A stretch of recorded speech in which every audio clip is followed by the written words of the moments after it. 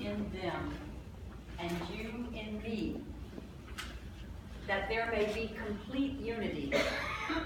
Thank you, Jude and Jerry, for finding that song, We Are Unity. I'm sure it came from that verse that is quoted as being the verse that I take today's lesson from. I saw a good movie a couple or 3 weeks ago, The Case for Christ. Anyone see that?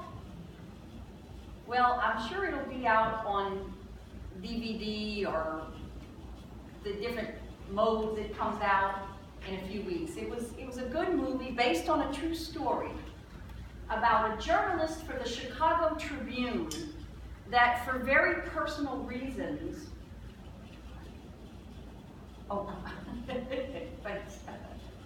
That for very personal, there I am. Hello. That for very personal reasons set out to show that there is no evidence for one of the most important beliefs in Christianity, that Jesus rose from the dead and walked the earth for a time after the resurrection. Now, if you learn the Apostles' Creed like I did, I believe in one God, the Father Almighty, creator of heaven and earth, and his Son, Jesus Christ, was born of the Virgin, died, suffered under Pontius Pilate, died and was buried, and on the third day arose again and ascended into heaven. There's like that little quick, arose again and ascended into heaven.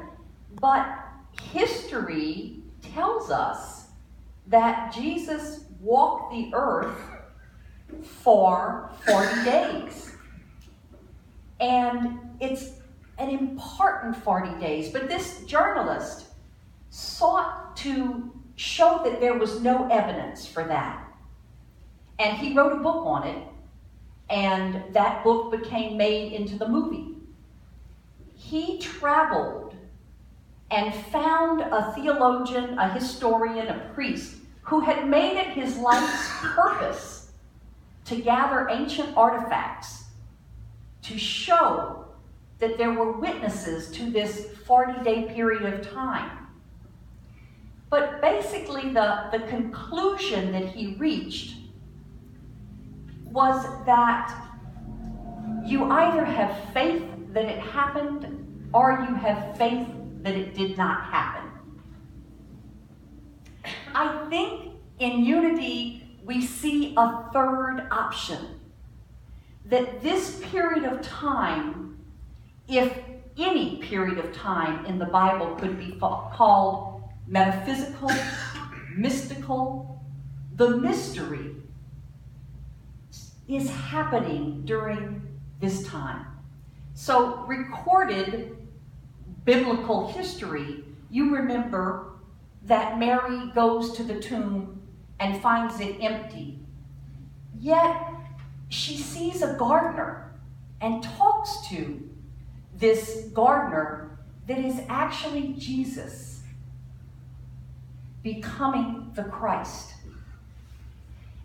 A gardener who the Christ takes on the appearance of. Then on the road to Emmaus, Jesus comes upon two disciples. They don't recognize him. He's just an ordinary Joe. The Christ taking on the appearance of an ordinary Joe. And they walk with him, not till he breaks the bread that night at dinner do they recognize this is Jesus Christ. Then the letters of Paul, Corinthians, tells that Jesus appeared in front of 500 people at one time. Not much detail is given about that, but Paul makes it a point to say that all of these people witnessed him, and some are still alive, he says. The most significant appearance for us, I believe, is on the Sea of Galilee. The apostles have been fishing all night, and they pull up the net and it's empty. And they, as you can imagine, have feelings about this. You remember that fish represent feelings, our feeling nature. The birds of the air are our thoughts, and the fish of the sea are our feelings. So the apostles focused on lack, the empty net, are feeling sad, depressed, and then the Christ appears. And Jesus says, cast the net on the other side of the boat, the right side, it is written. The soul, all of the experiences, physical and spiritual, that we have to this moment in time, the soul is pivotal, free will, capable of choosing which way to turn. To the physical, the world of appearances, the ever-changing world of appearances, or to truth, the absolute unchanging good that we call God. So the apostles cast their net on the right side of the boat, and the fish are so full that they can't even pull it into the boat. That is one of those many sightings of Jesus during that 40-day period of time. This time where Jesus knows that he has to depart. Remember, he has said, if I do not go, the advocate will never come to you. You will never realize that indwelling Christ if you are able to keep looking outside of yourself. It is the direct connection with God that you have that he wanted the apostles to take out into the world. Not knowing where God ends and humanity begins. Not knowing where humanity ends and God begins. Jesus is beginning to teach the apostles from a metaphysical. He is transitioning, but he so loved the world and those in it that he was still seeking to impart to them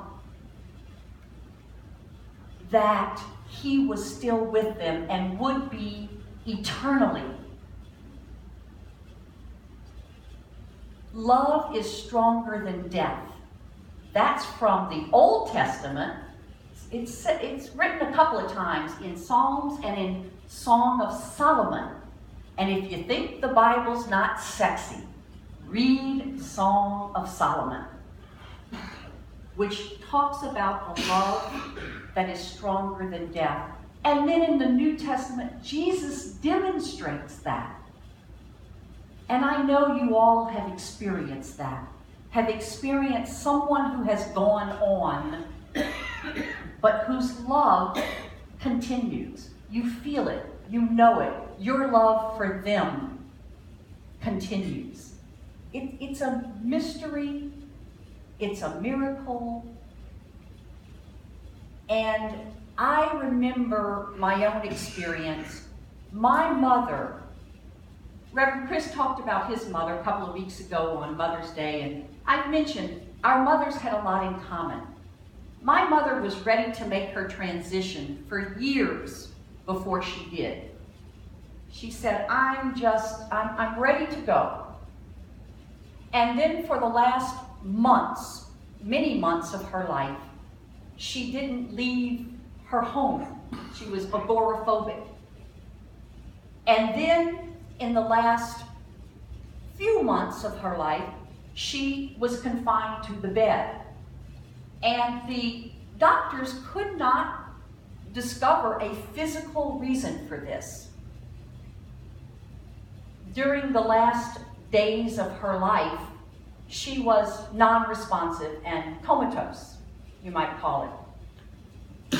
And I would go visit her, and I was sharing with friends, and one of the friends told me, you should talk to her, you should ask her if she is hearing and seeing communications from the other side of the veil. Because when people get close to making their transition, they often have communication with the other room in God's great mansion of life. And so I went one day and I sat next to my mom's bed, and she was still non-responsive, comatose, but I said, "Mom, they say that the angels are close, that they're coming." I said, can you see them, Mom? Do you hear anything?" And she was lying there with her eyes closed. She turned her head to me and she smiled. And that was it. That's the love that is stronger than death that I still have with me. My mom had a lot of limitations. She was able to love.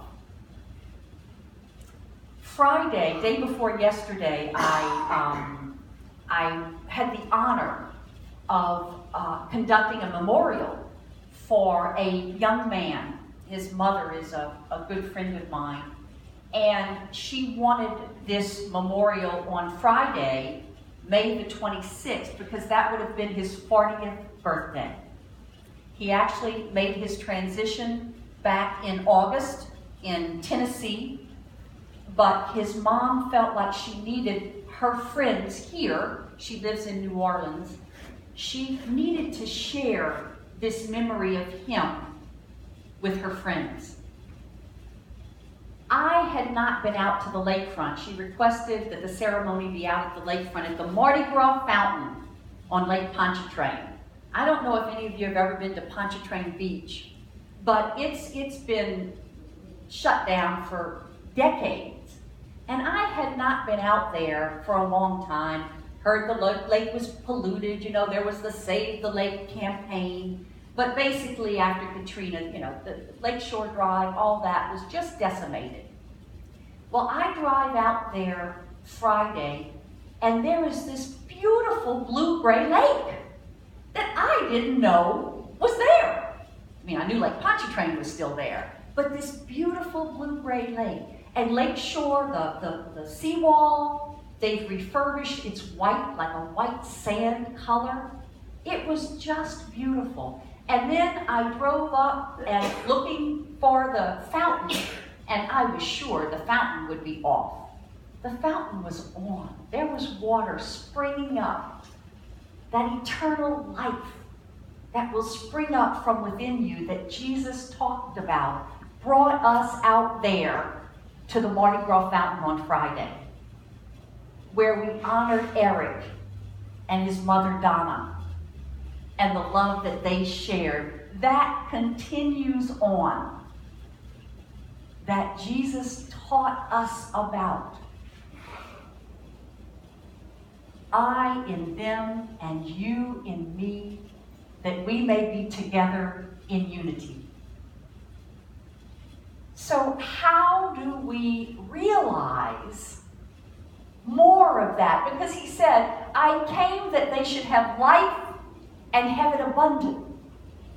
So how do we have that abundance?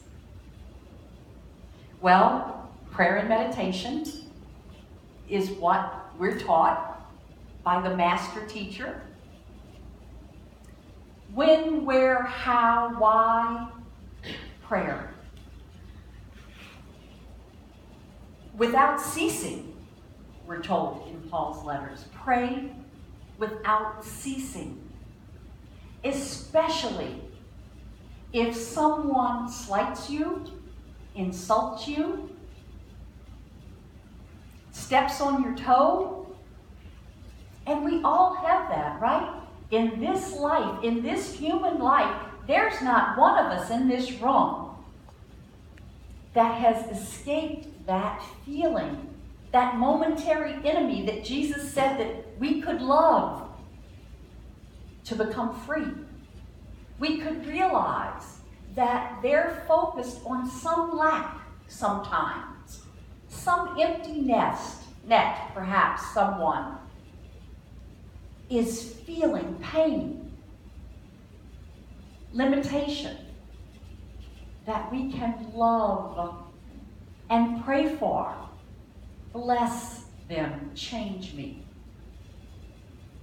And then we are given the gift here of our prayer box and receiving prayer requests and being allowed to pray out loud with people requesting prayer. What a privilege. What an honor. And so